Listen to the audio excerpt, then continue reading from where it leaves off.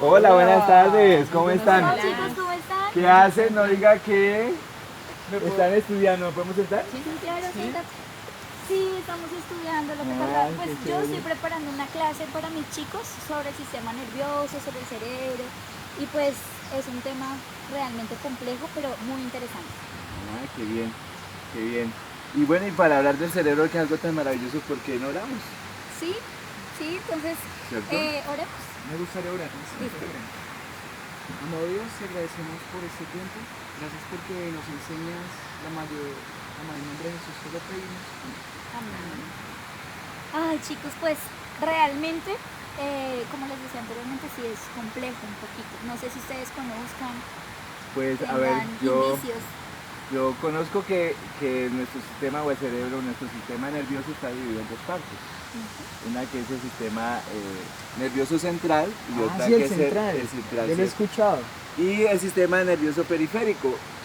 Pero vea, a ver, ¿cuál es la diferencia entre el central y el periférico? Porque prácticamente es uno solo, pues tiene dos partes, pero ¿cuál es la diferencia? Pues sí, pero saben saben de qué se trata el sistema nervioso central y el Yo no, sistema exactamente nervioso no. periférico. No, ¿a qué nos Pues bueno, referimos? lo que yo estaba leyendo, sí dice que el sistema periférico es el encargado de los nervios y las neuronas. Y el sistema central ya se encarga del encéfalo y de la médula espinal. En el sistema nervioso central, ellos están protegidos por tres meninges, por tres membranas. Hay una externa, hay una interna y hay una media, ¿sí? El sistema nervioso central también tiene una envoltura ósea. Por ejemplo, el encéfalo está protegido por el cráneo y la médula espinal está protegida por la columna vertebral. La diferencia del sistema nervioso central al periférico es que el periférico no está protegido. Los nervios y las neuronas no están protegidas. O sea que pueden sufrir, ¿Daños? Sí. pueden sufrir algunos daños, pueden sufrir algunas lesiones, se pueden producir toxinas, las pueden destruir. Entonces esa es la gran diferencia que hay entre esos dos sistemas. Por eso es cuando uno escucha que hay personas que tienen diabetes, por ejemplo. La diabetes inhibe la función de esos nervios porque empieza a afectarlos y entonces no hay sensibilidad, por ejemplo, que es uno de los síntomas de la diabetes, ¿cierto? Porque es el sistema periférico que lleva la información al sistema nervioso central en nuestro cerebro, entonces no permite que reciba el estímulo y por eso no siente. Exactamente. Y el sistema periférico lo que hace es transmitir la información de las células al sistema nervioso central. Eso es lo que hace el periférico. Y pues de ahí sale para todas las partes del cuerpo, para las demás partes. Pero y realmente ¿qué células son las que funcionan allí? ¿Hay una célula específica? ¿O Hay unas células especializadas, sí. Y precisamente tengo acá un esquema que es el de la... ¿Lo han visto? Oh, ¿Eso sí, es sí. una neurona? Neurona. Esa es neurona. una neurona, muy bien. Qué bien. Entonces, la neurona tiene unas partes muy importantes. Tiene un cuerpo, en el cuerpo vamos a encontrar el núcleo. Allí en el núcleo es el que se encarga de el funcionamiento. Y para que algo funcione debe tener ¿qué? Por ejemplo, para que el carro funcione, ¿qué debe tener? Energía, Energía. algún combustible. Debe tener combustible que va a generar Pero energía. Aleja funciona como cualquier célula, o sea, tiene su mitocondria. Claro, es una célula, en el núcleo es prácticamente el jefe, el que manda, ¿sí? Ah, Y ok. tiene otros organelos, pero el núcleo es el encargado de la energía. Sin energía no funcionan. Entonces, él es el que se encarga de producir esa energía para el funcionamiento de toda la célula. Muy bien. Entonces también encontramos el axón. El axón es el que se encarga de llevar ese impulso nervioso, ¿sí? Y las dendritas son las que se encargan de conectarlas con otras neuronas para intercambiar la información. O sea que entre ellas se estimulan y finalmente la acción es el que manda la información a... Es como un cable. El Es como un cable. cable para los circuitos, es el que lleva como la corriente, por decirlo así. Ok, o sea que un axón puede ser desde nuestro cerebro hasta la punta del dedo, ¿cierto? Pueden ser Genial, cortos, ¿no? pueden ser Súper largos. interesante. Hay de tipos cortos y largos. Listo, entonces como estamos hablando del cerebro, me gustaría compartirles un juego para que nos unamos. Listo, podemos irnos allí.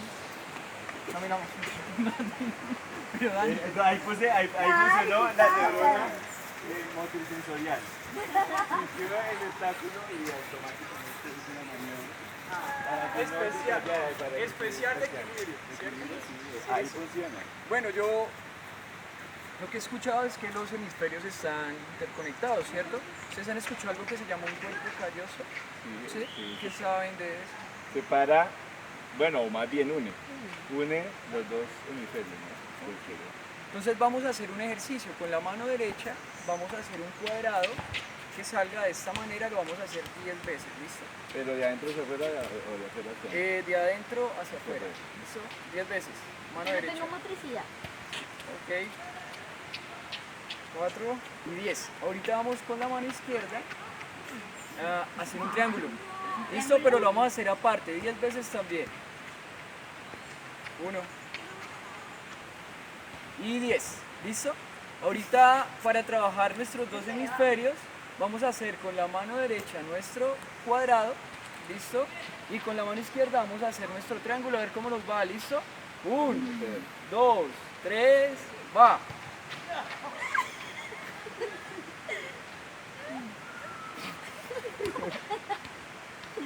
¿Sencillo? No, complicadísimo. Listo, pues resulta que eso es lo que tenemos que practicar para que nuestro cerebro funcione de una mejor manera y para que nuestros movimientos mejoren. ¿Listo? Entonces ahora pues, no sé, si están a gusto en la mesa. Sí, vamos a ver. Tengo entendido de que el hemisferio izquierdo va a manejar el lado derecho del cuerpo y el hemisferio derecho maneja el lado izquierdo. ¿Sí es así? Sí, así es, también yo comprendo lo mismo, Alejandra. Yo comprendo que hay una función para cada uno, o sea, los dos no hacen la función igual, uno complementa a la otra. Entonces, por ejemplo, el lóbulo izquierdo es el que controla o el que procesa todo lo que tiene que ver con la lógica, matemática, lenguaje. Ah, ¿te la parte refieres más al racional. hemisferio izquierdo, Dani? Sí, al hemisferio izquierdo. Ah, sí, yo también he aprendido eso.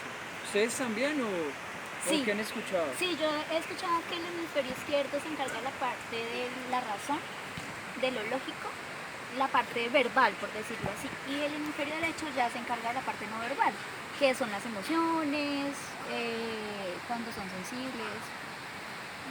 Pero los dos tienen uno tiene influencia sobre el otro, o sea, no funciona uno solo.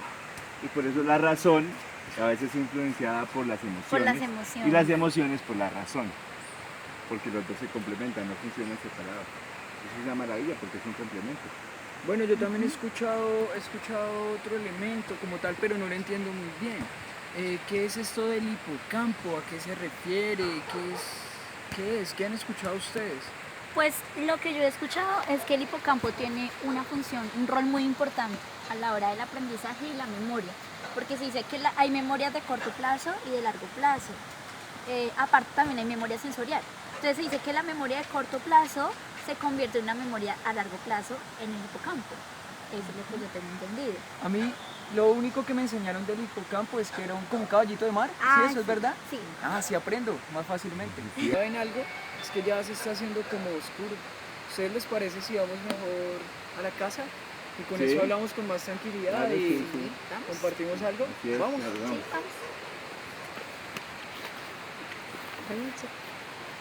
vamos. No recuerda ya. Ya está. Me Ya no está haciendo funcionando algo, sinapsis. ¿será? Ya lo está haciendo sin nadie.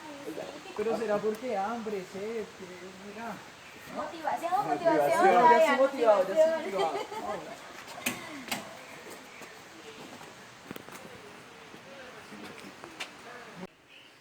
Bueno, ¿cómo están? Ay, qué pena. Me quedé sin zapatos, pero ahorita me los vuelvo a colocar. Listo, voy con Ok, el compañero. vale. Galia, ¿y tú qué vas a hacer con eso? ¿Nos vas a dar bocadillos? ¿Qué es eso? Son germinados, ¿quieres?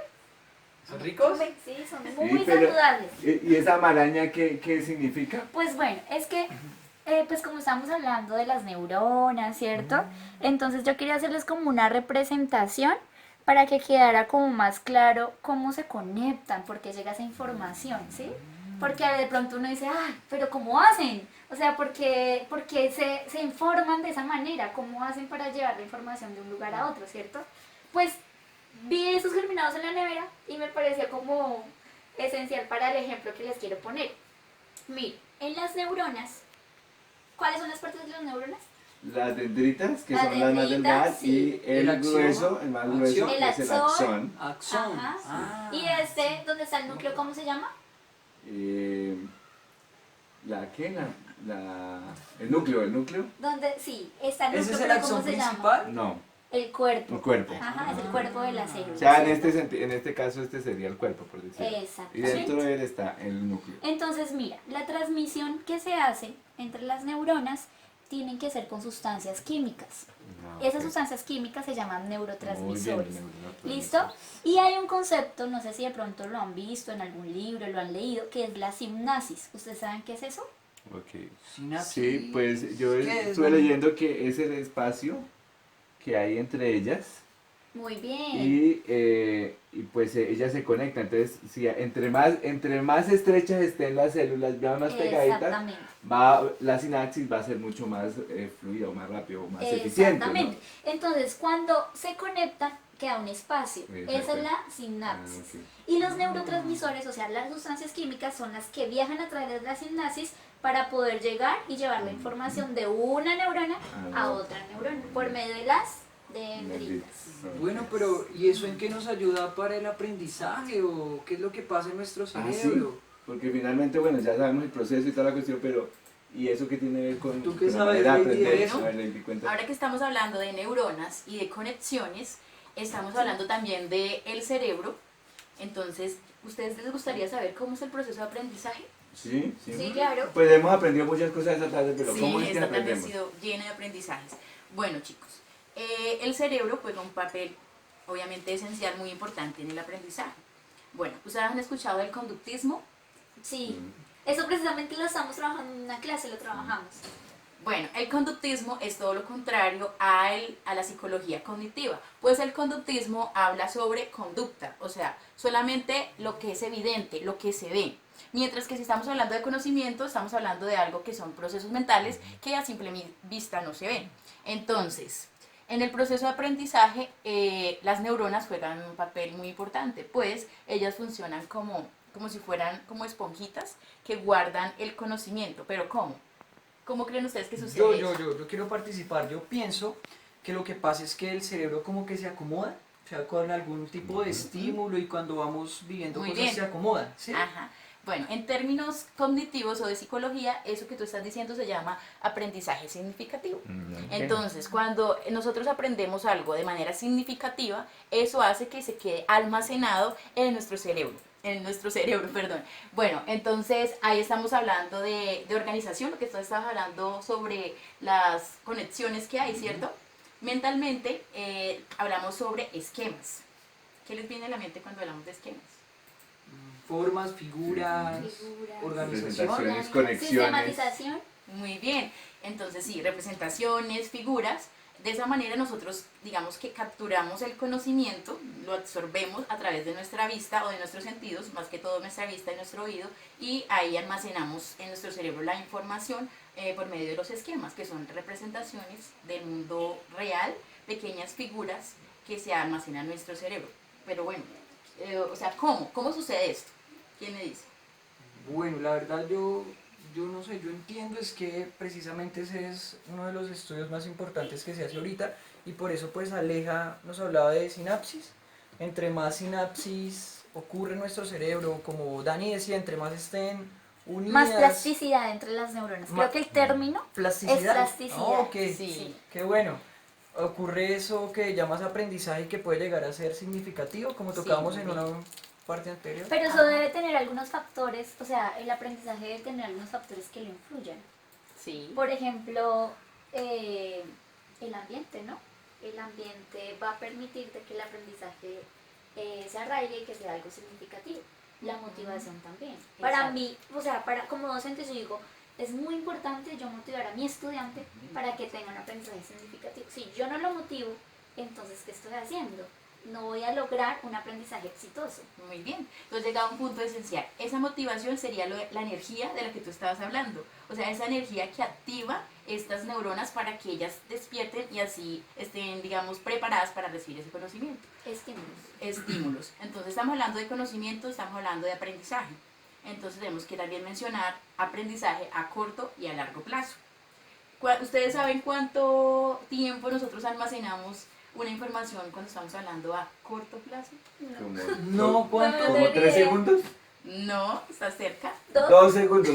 No, Diez. dentro de 15 a 20 segundos. Ah. A ver, un ejemplo de ese aprendizaje a corto plazo.